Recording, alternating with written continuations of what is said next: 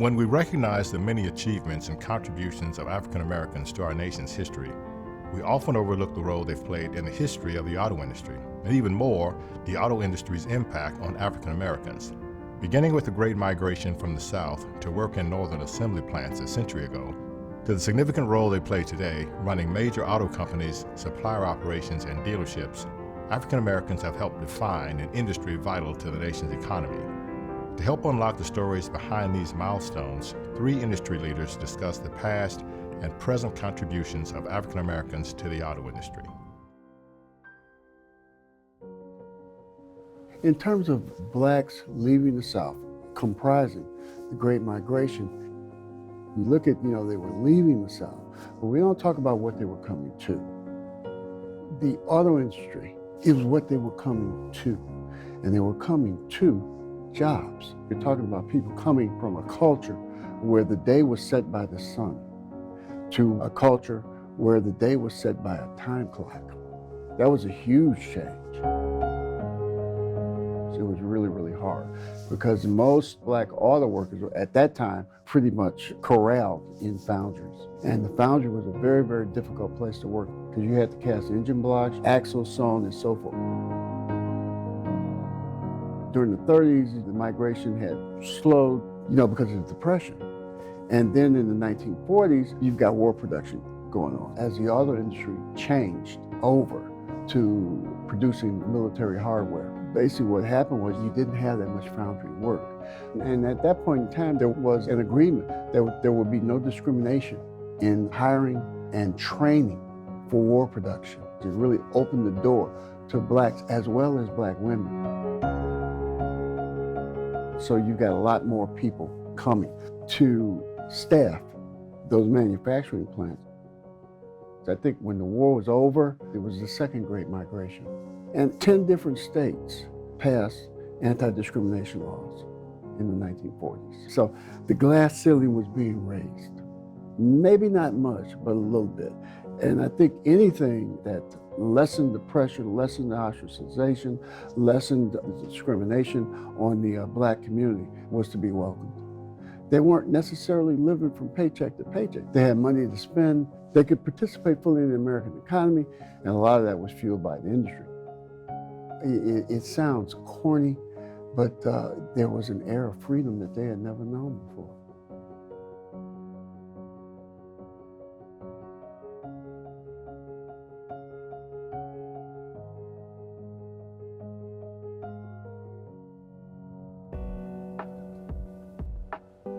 My father always worked on cars for other people. That was a way of making extra money.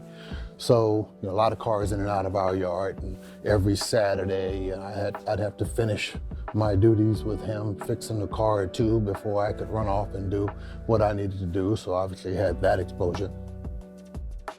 I came here in the fall of '87. I moved into manufacturing in 2000. Started in assembly in 2000, vice president of manufacturing in 2003, and then senior vice president of our plant in Southern California, then president in 2007, Indiana in 2009, back here as president in June of 2010. And our diversity journey actually started right here in this plant. For the longest time, I was the single diverse executive in this company. So gave me an opportunity to lead some areas of the business where I and others thought we had a gap, and I had a passion, and that was around diversity and inclusion. We sat down and honestly started talking about what was happening in this company, what people felt.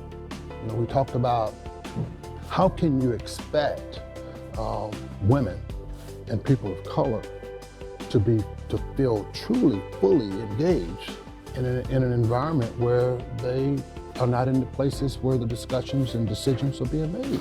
That's where we found a need to start opening up the discussion. That's where we decided to do training for all of the employees to expose everybody. And then, after doing it here, I was fortunate enough to be able to talk with some of our executives at the time about expanding it to all of our manufacturing plants.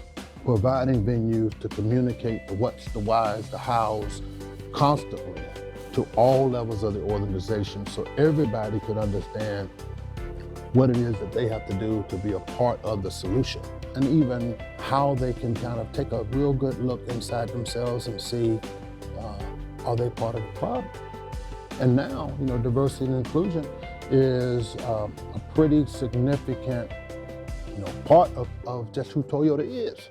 Our entire company is a far, far better place because we've been able to have those kinds of discussions.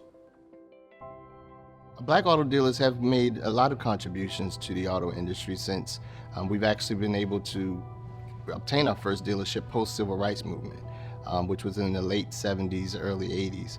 When you look at all of the pioneers of African American and Black dealers, from when we first started, from Ed Davis being the first Chrysler dealer or first Black dealer in the U.S. in like 1964, all the way to date, we've played significant amount of roles in providing contributions to the industry. The average dealership employs about 55 to 75 employees. The opportunity to provide generational wealth for their families. As an owner or entrepreneur within this industry, it's very important for entrepreneurship being one of providing opportunity. One of our challenges of being Black dealers is historically and even today is that of succession. We have to be able to pass our dealerships on to our families. Black dealers have faced discrimination back then and even today. There are a lot of Black dealers today who still can't advertise that they actually own these stores. You see a person of non-minority actually being the face of the dealership, mainly because of discrimination and people who may not want to support and purchase a vehicle from a person of color. The role that Black dealers play in the community today and even from before is pillars of the communities. Black dealers are sponsors of all of the little leagues and the Lions clubs, and you look at all of the direct and indirect support that a dealership provides within that community and the communities it surrounds. It plays an intricate role as creating that circle of life of how cash circulates through the community, for the banks, to the restaurants, to the stores. All of those things that dealerships provide as far as their employees earning a living at that dealership and becoming a part of that incubator within that community. The footprint that Black America has left on the auto industry is actually, we've been trendsetters. There's not a vehicle out there that does not have an urban footprint, from the way that the vehicles are being designed. All of that is derived from the African American community.